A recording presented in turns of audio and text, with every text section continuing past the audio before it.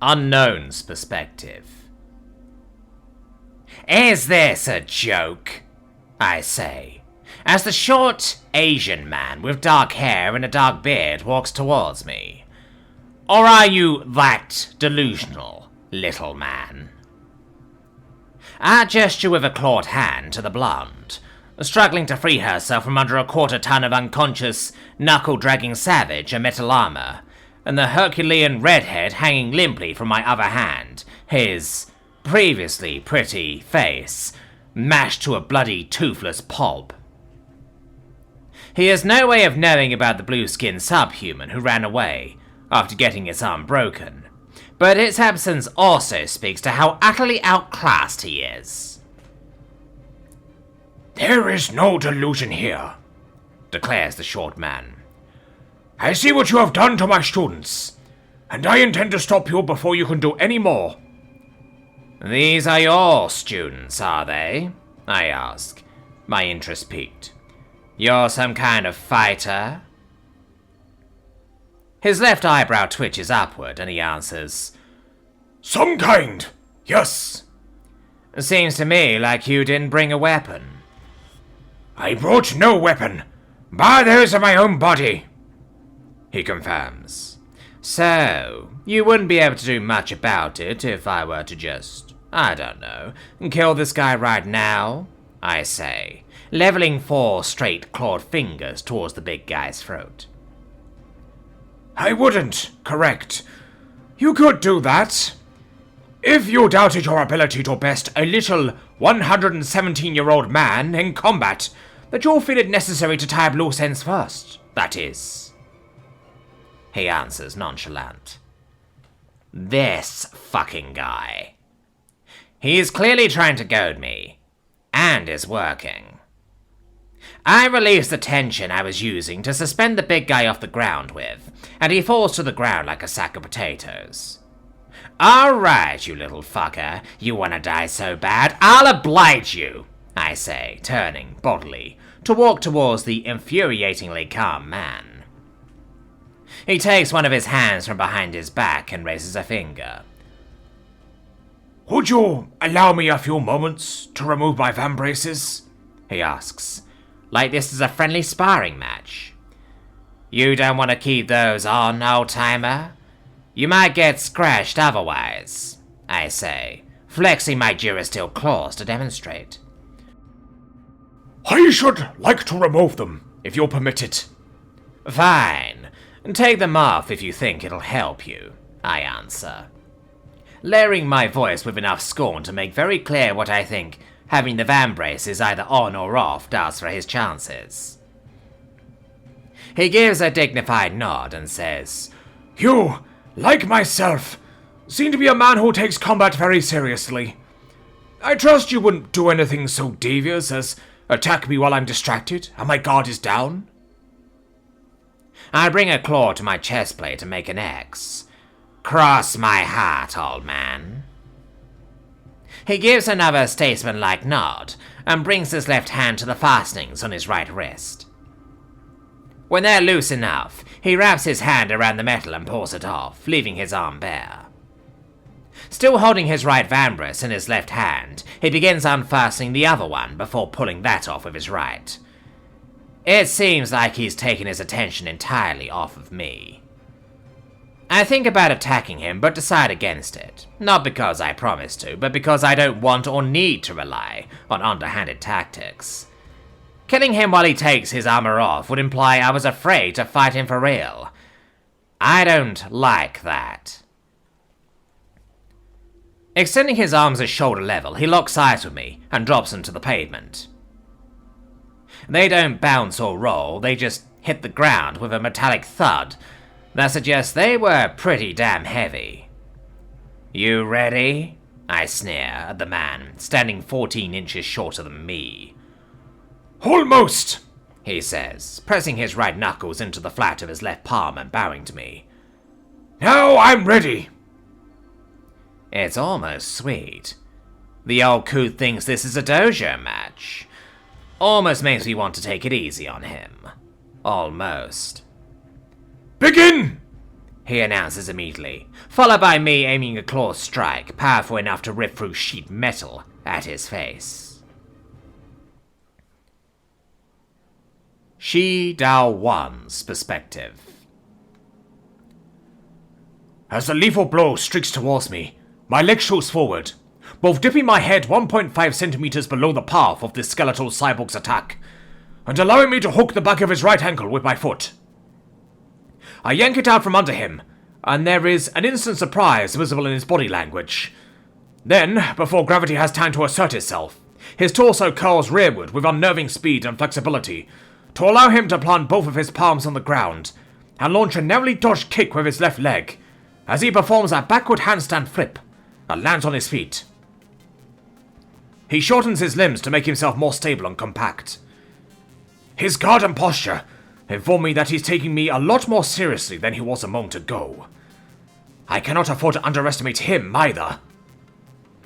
Undeniably, the impenetrability of this man's upward body, the power being provided by his actuators, the weaponry in the form of his clawed digits, and the acuity of his artificial senses make this one of the most threatening opponents I've ever faced in all my 117 years. Perhaps the most threatening, if only for the evident ruthlessness of his killing intent. The first time I fought Shi Wei Kui, the woman who would become my Shifu, the gap between our respective skills was much wider, but when she laid me on my back, letting me taste defeat for the first time in my young life, she obviously did not strike the final blow. I can't expect any such magnanimity from this man. The monstrous man who is, to me, what an average human is to a garden welder, swings a bone-splintering kick at my midsection. The light gravity allows me to jump clear of it, and launch myself backward with a kick to his rock-solid chest. The kick has little effect on him, not that I expect it would. There is much of this man's story that I can read in his stance, in his strikes and in his mechanical body. I assess him to be in his 60s. He's engaged in sports shooting and hunting in his youth, and young adulthood.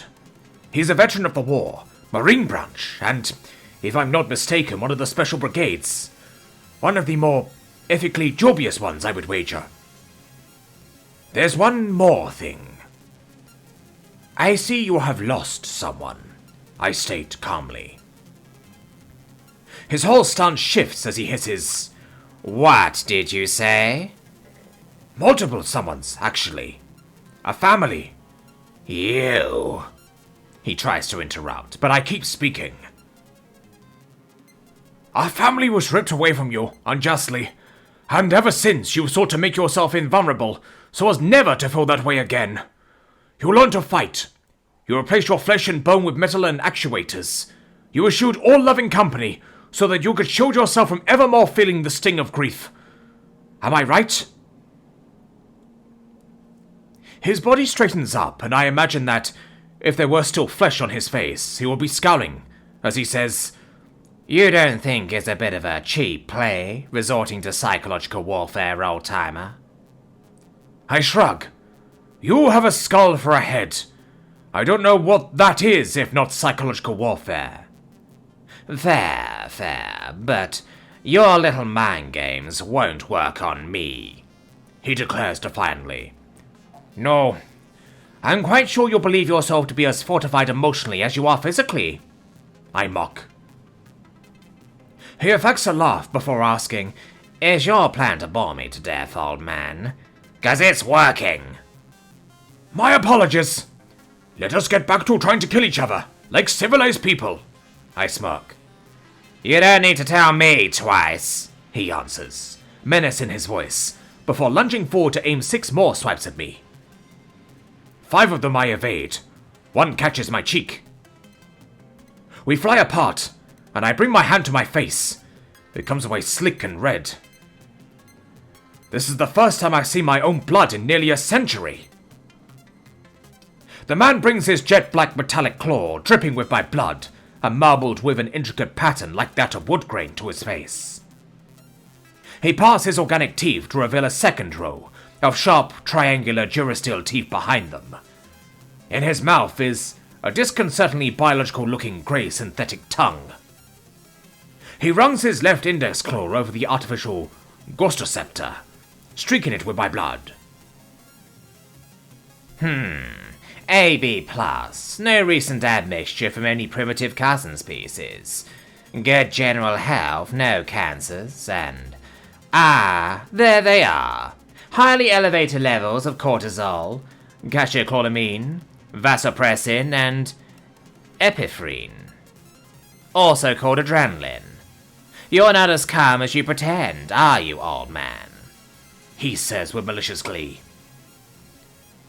I cock an eyebrow in answer, and you manage to keep a straight face when you reproach me for my mind games. He gestures to the fleshless frontage of his skull and says, Works wonders for my poker game, not having facial muscles anymore.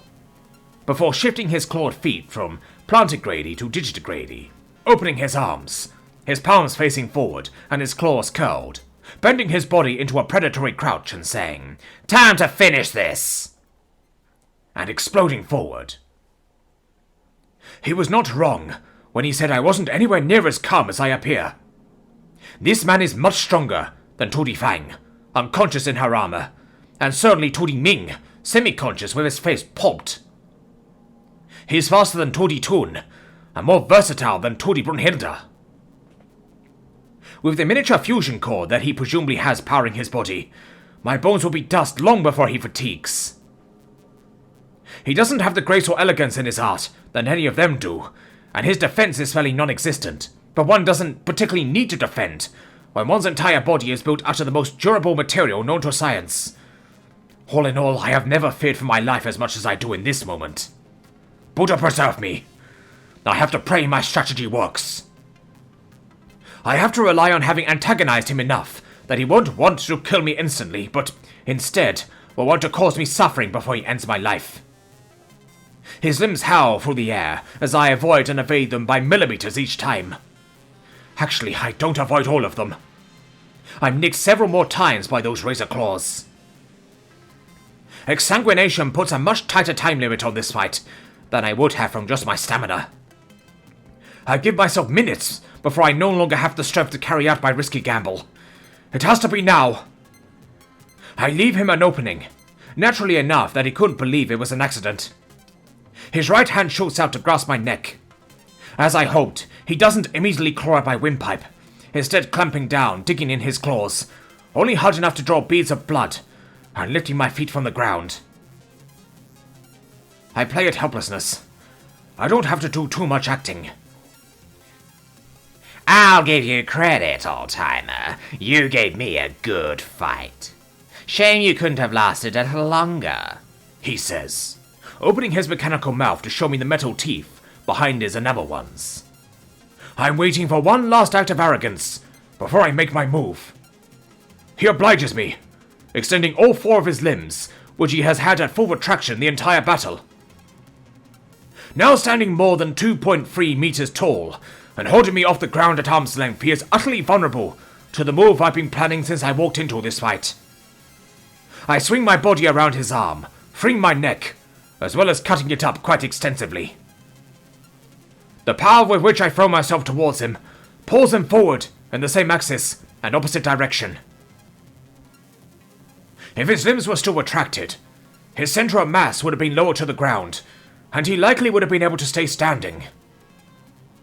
With extended limbs, though, I am able to pull his point of balance out of his base of support, and he topples forward. I land atop his back, locking the joints of his right arm, and quickly throw my left hand to his left elbow, keeping that arm pressed into the ground. He swivels his head 180 degrees to look up at me and screams, furiously gnashing his mechanical jaws. I know I have seconds at most before he frees himself, and so I act fast.